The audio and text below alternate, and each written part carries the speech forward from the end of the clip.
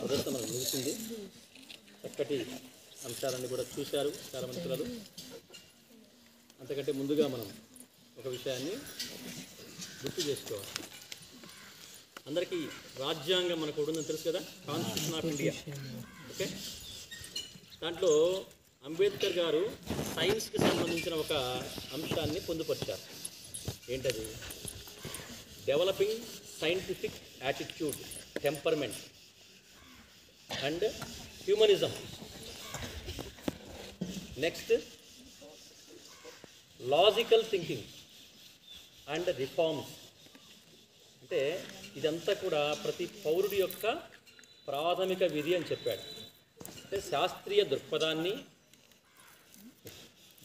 సత్యాన్వేషణ తత్పరతను మరియు సంస్కరణశీలాన్ని, ఇవి అన్నిటినీ కూడా ప్రతి పౌరుడు కూడా ఆచరించి తమ జీవితాన్ని మెరుగుపరుచుకోవాలి అని చెప్పేసి ఆ కాన్స్టిట్యూషన్లో పొందుపరిచారు.